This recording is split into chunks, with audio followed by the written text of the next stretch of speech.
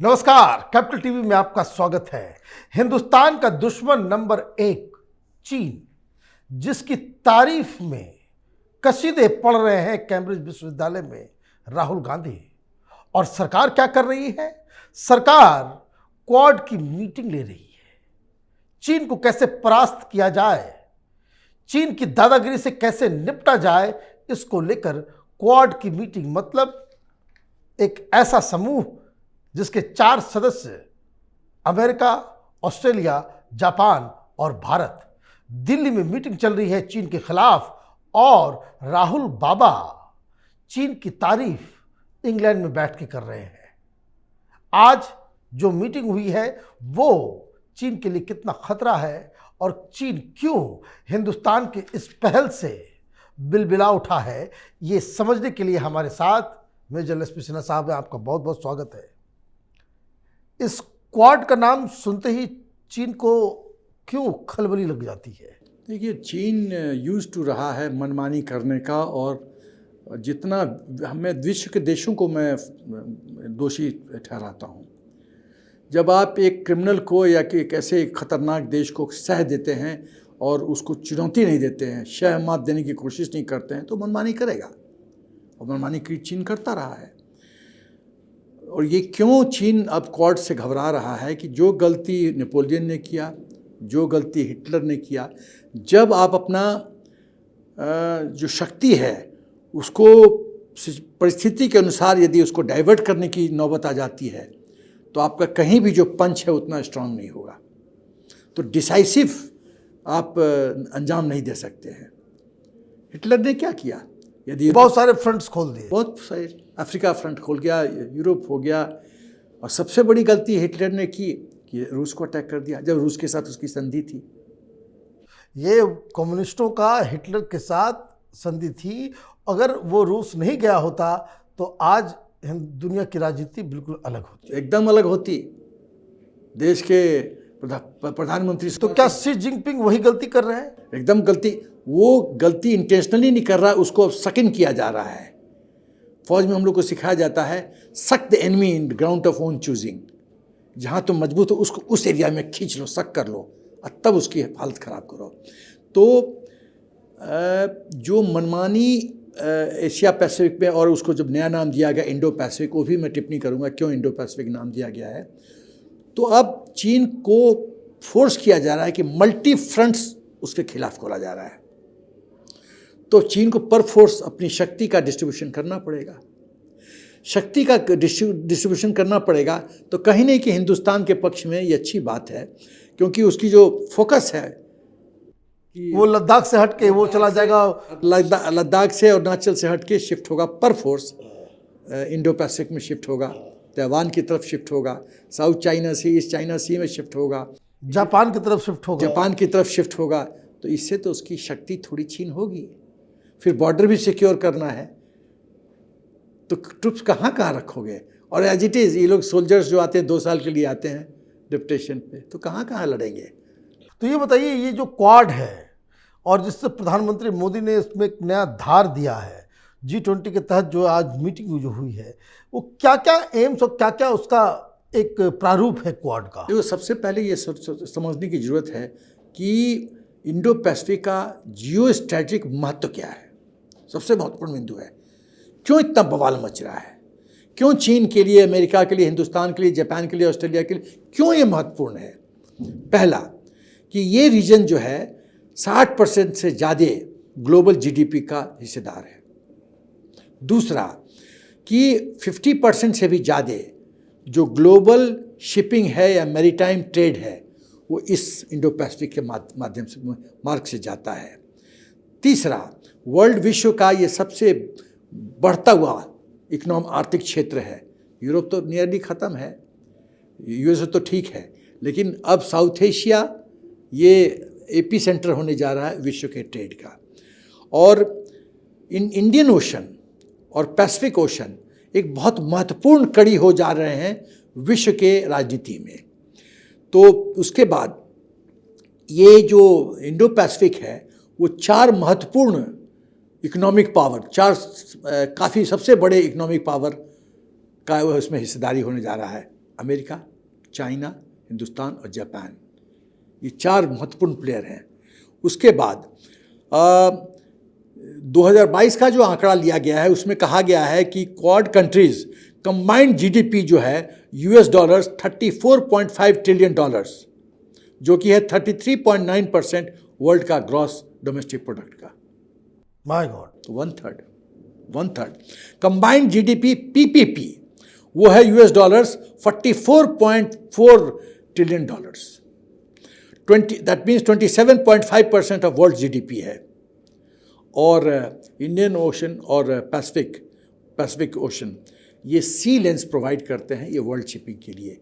तो ये तो हो गया जियो स्ट्रेटजिक क्यों महत्वपूर्ण है भाई, जो महत्वपूर्ण है उस पर आप अपना एनर्जी क्यों बताएं। और इसलिए इस साउथ चाइना सी के ऊपर वो जो रूट है, वो जो देश है, उसके ऊपर दादागिरी करना चाहता है चीन, जिसके खिलाफ ऑस्ट्रेलिया, यूएसए, इंडिया और जापान ने एक धाड़ा बनाया है, एक समूह बनाया है कि ताकि चीनियों को सबक सिखाया जा सके। अब सवाल रहता है कि क्वाड का मकसद क्या है, ध्येय क्या है, उद्देश्य क्या है। मेरे अनुसार 12 उद्देश्य है। पहला कि एक रेस्पॉन्स डेवलप करो और चीन को बताओ कि हम तमाशा बीन नहीं रहेंगे, हम उत्तर देंगे। अब डिफेंसिव मोड से एग्रेसिव मोड में आ रहा है।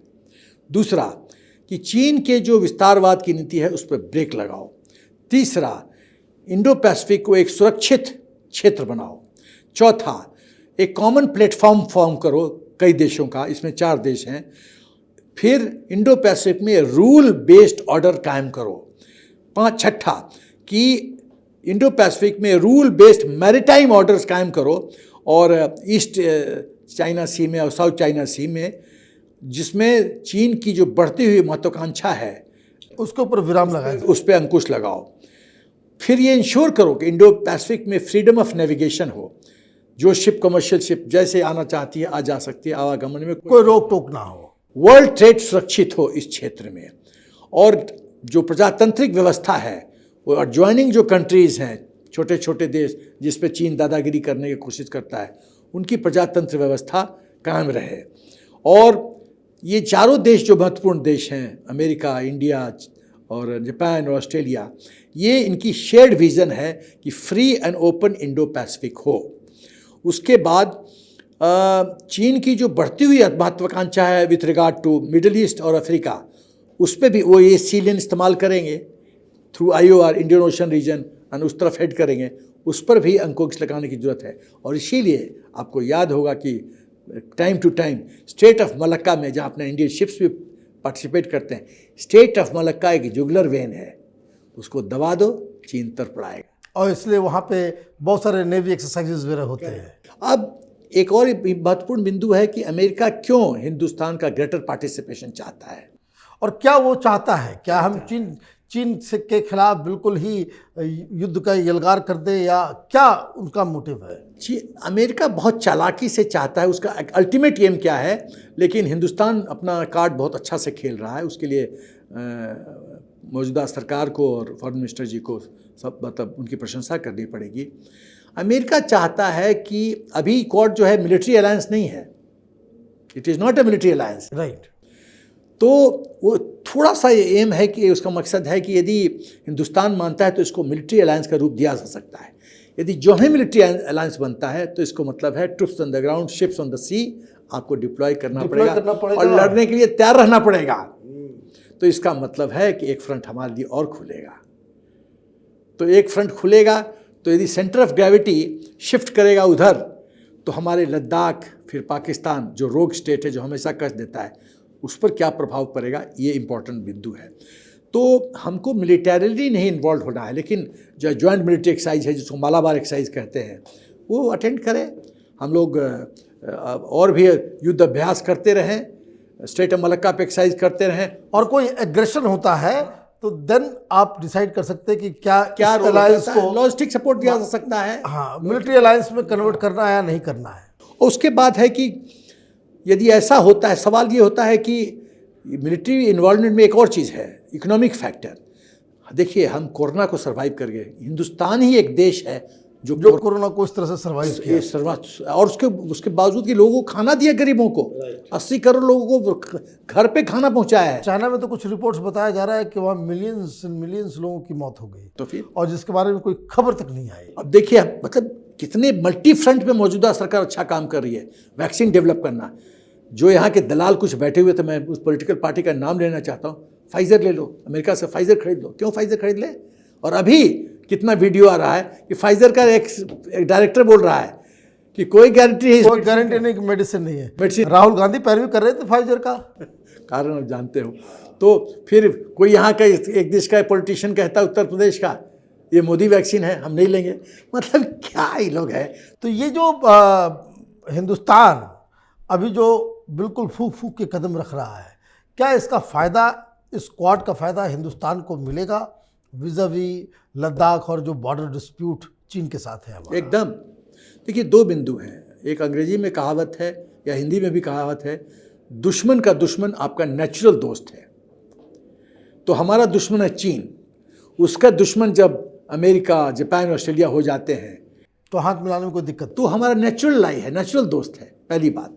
दूसरी बात है, यदि हम सेंटर ऑफ ग्रेविटी शिफ्ट करते हैं इंडो पैसिफिक में और वहाँ हम हीट बढ़ाते हैं चीन के लिए, तो चीन का ध्यान वहाँ तो बटेगा।